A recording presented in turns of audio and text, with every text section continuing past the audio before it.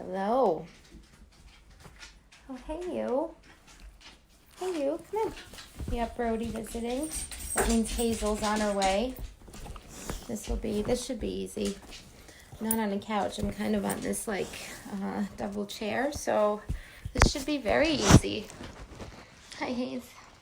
Come on. This should be great. I think I just showed you my pajama pants. Hey guys. Hey Michelle. Hey Troy. Thanks for joining. Yep. They're going to make this easy on me today. Happy Thursday. It is Thursday. Nellie, there she is. Good to see you. Hi, Holly. Hi. Slightly unmanageable, but I love these guys. I know. Brody's being really whiny. He wants attention. Oh, how's everyone doing on this day? Another day. Another sunny day. I thought it was supposed to be like a apocalyptic wind, rain, snow, sun kind of day, but it's turning out to be a real nice day. You ever notice that's all we really start with? Not we, you guys and myself, but people are always talking about the weather. It's like an icebreaker, conversation starter with everything, and it gets slightly annoying, I think, because it's fluff, and I partake in it too, obviously, but I wonder if it's because there aren't so many sunny days here in Western New York where we are, so it's always topic of conversation. It's another topic of conversation I haven't been hearing much about, the addiction epidemic. Not to kind of dive right in, but I was talking to someone today, but really just in general. There's been a lot of focus, obviously, on the COVID pandemic, but I have yet to hear those conversations.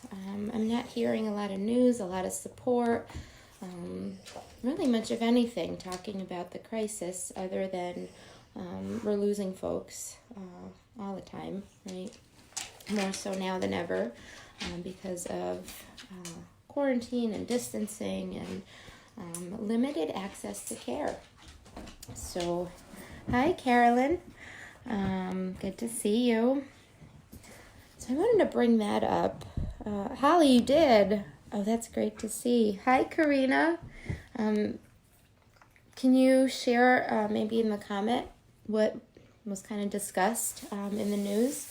Because I haven't been following the news as much. I go through Facebook, but usually there's a lot more conversation.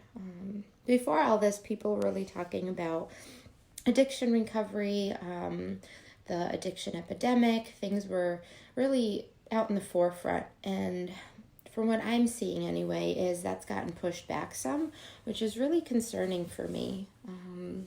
We know that overdose deaths are on the rise. We know that alcohol-related, I see Holly, yep, saying it's on the rise. I saw the numbers for March. Alcohol use is really increasing. Domestic disturbance calls are increasing. But I'm not hearing the attention to, or I'm not hearing anything about a plan to address this. What are we going to do to help our community and help our folks? And it's something I feel pretty strongly about, and I bet you guys do too. We can't just let our progress fall by the wayside. We can't afford to take steps back in our fight against addiction. We have to keep going, and we have to be fierce, thoughtful. When I say fierce, I don't mean necessarily aggressive. I just mean we have to go all in. And ensure that those with substance use disorder, those in recovery, are getting their needs met, right? Hi, Jordan. Welcome. Hi, Tracy. Welcome, you guys. Good to see you.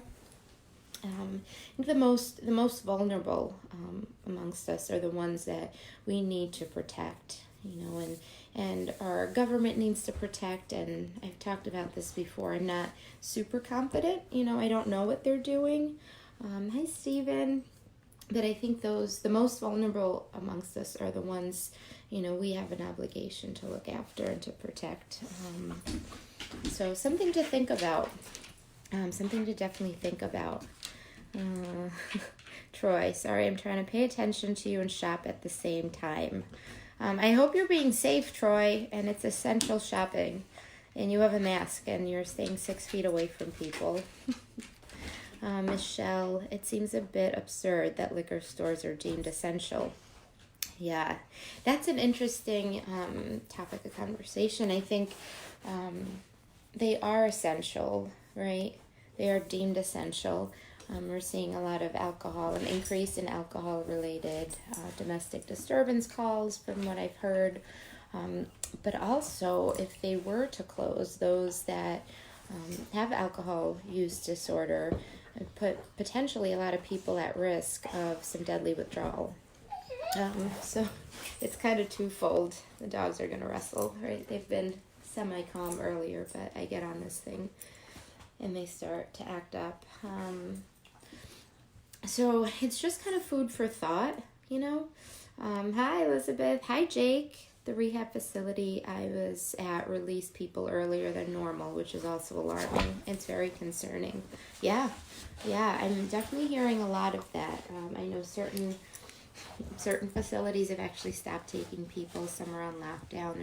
There are a lot of restrictions, but that's not really hitting the media, right? There's not attention on what are we going to do to ensure that anyone seeking treatment for substance use disorder has access to that kind of treatment. Hi, Danny. Hi, Veda. Good to see ya. Hey, guys. I'm glad you're joining. So I was thinking, if you guys can brainstorm, because you know me, I'm sort of, always in my head about this stuff and thinking of ways to spread awareness or increase awareness. I'm sorry. I keep moving around. The dogs keep bumping me. If you have ideas, type them in the comments. Hi, guys. In the beginning of these nightly reflections, I talked a lot more than I have been lately about the need to use our voice, and the need to, collectively come together in order to ensure that we're taking care of those that need our help, right? I think it's really important now more than ever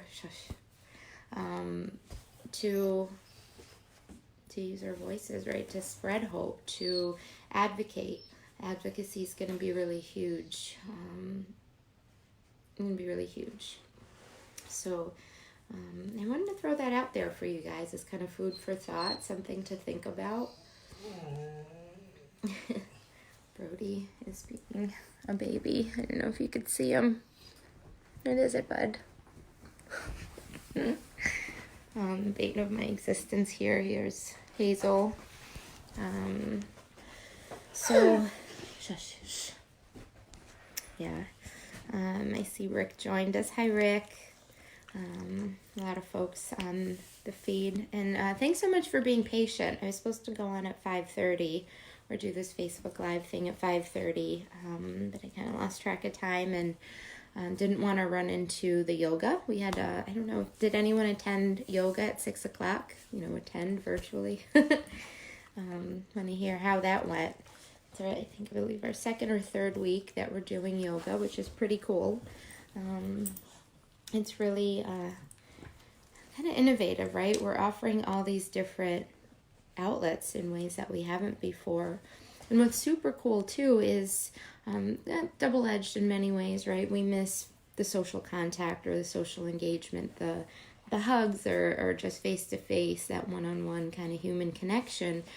But we've been able to reach folks we otherwise wouldn't have, right? Folks that may not live in the area, may have transportation barriers, may have whatever it may be.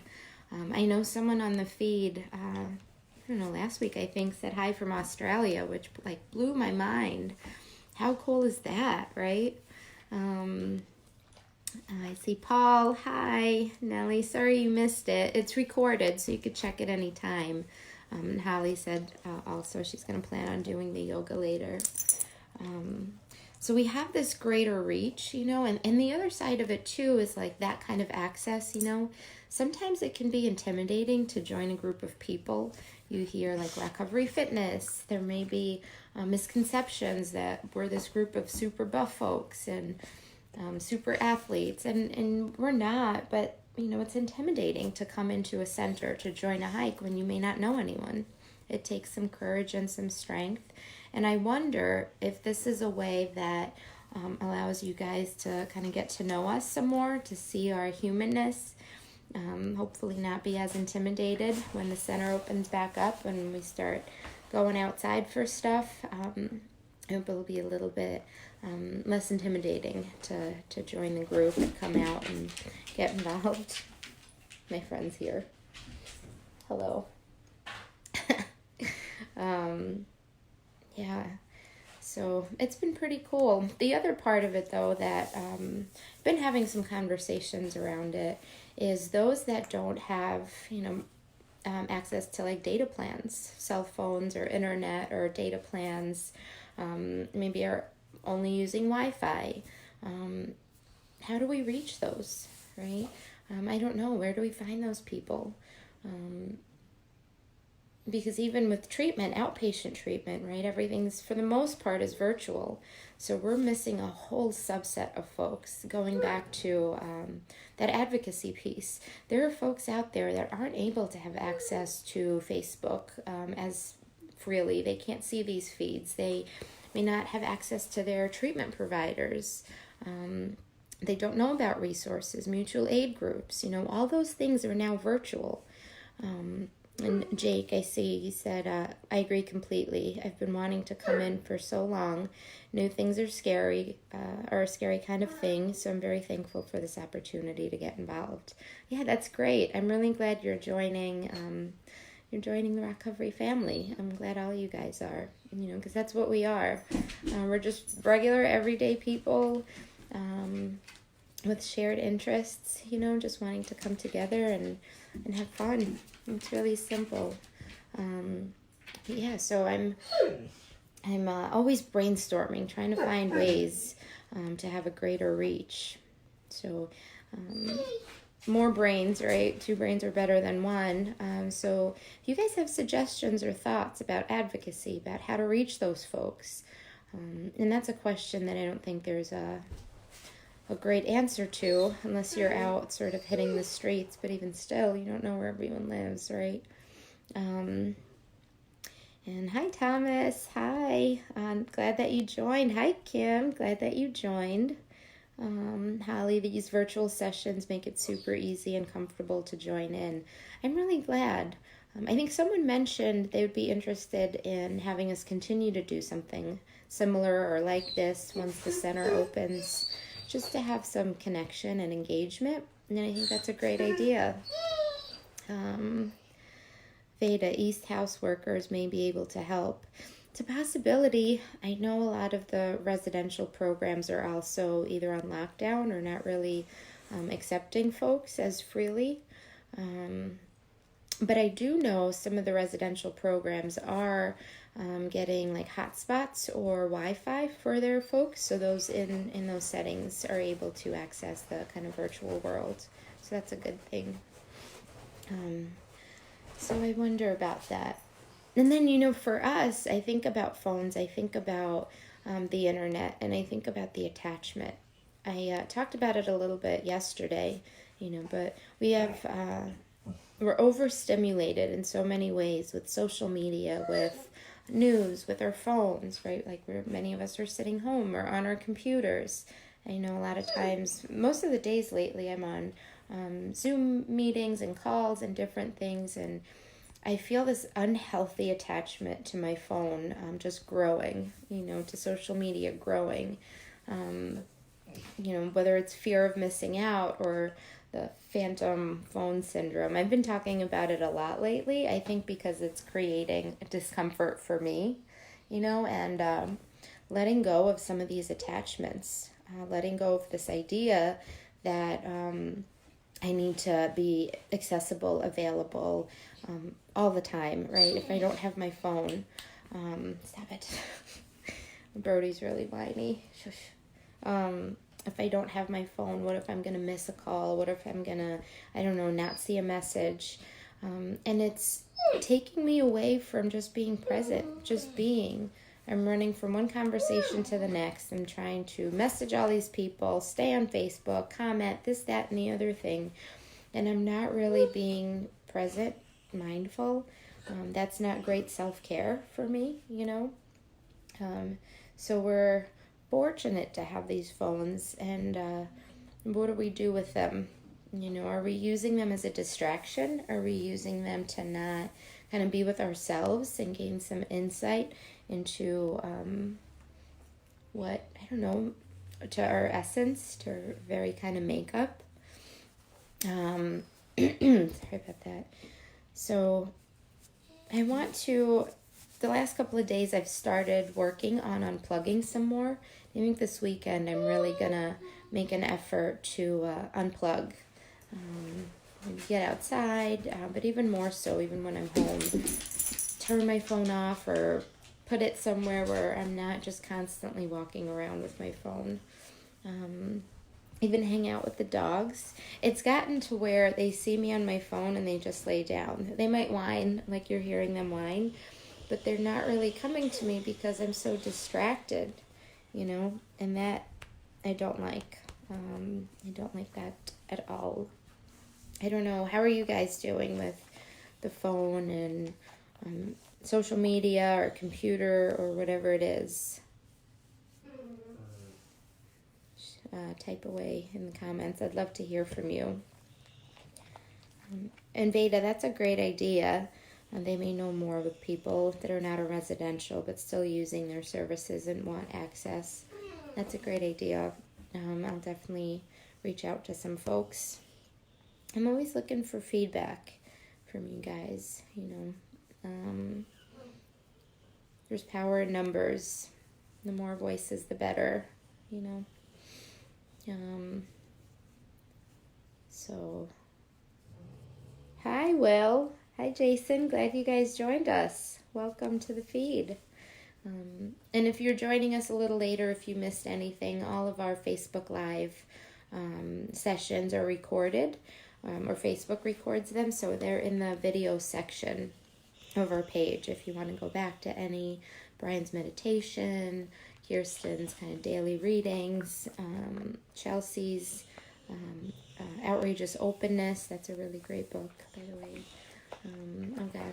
Yoga, meditation, Saturday morning workouts, all that stuff. It's recorded. You can access it anywhere you are. I think I might be missing, Nelly, a comment from you. Something's not coming in.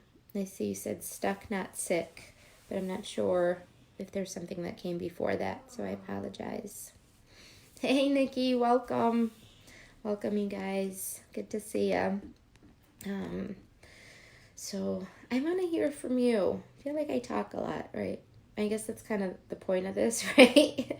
But I really like to hear from everyone, kind of like a check-in, where you're at, how your day's going, what did you do for self-care? My little general spiel: nutrition, hydration, and sleep. Super duper important to our well-being. Super duper important in terms of our needs. Nikki, hello. Hello. Yeah, guys. So some thoughts for the day, or some kind of for the rest of the day, is thinking about advocacy.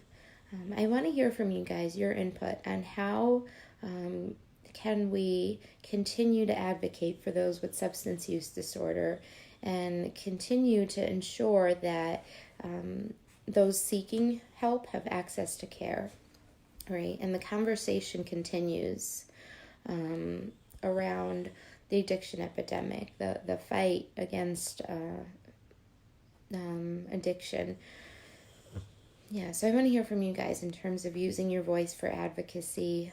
I also want to hear from you guys about your attachments and how that's going with social media and your phone and that kind of thing. to see where you're at. If you want to, if it's something that speaks to you, but set an intention to leave your phone alone for 10 minutes, 15 minutes, an hour a day. I'd love to hear about that too. Oh, Nellie, I was saying the phone is stuck on me completely. If I put it down, I develop anxiety, wondering what's missing. Yeah, that's a thing for sure. I get that way too. And if I haven't looked at my phone in a while, I'm like obsessively thinking about what messages or what calls I missed or whatever it may be. So I would challenge you to take a break from your phone, maybe put it down for whatever amount of time you set, half hour, hour, whatever feels, I would say, comfortable, but whatever feels comfortable in terms of being uncomfortable, right? Because we're so attached to it. Yeah. So think about those things, guys. Yeah. We head into Friday, right? We start our day at night with our nightly reflection so we could carry some positive thoughts and positive energy into the next day. I hope you guys are doing that, doing a little review of your day, looking at what went well, what could use some work, and setting intentions for the joy you want to bring into your life and the life of others as we go into this next day. So good seeing you all. Glad you joined. Thanks so much. Thanks for joining, even though it's later than intended or anticipated. If you missed last night's or yoga at 6 o'clock, go back into the Facebook page and the videos and check it out. You could do yoga at any time. We also have it on our website. If you ever want to look at videos, spread the word. Looking forward to seeing you guys all tomorrow night. And I hope you get outside, even if for a minute, to enjoy the sunshine. All right. Sleep well. Bye, guys.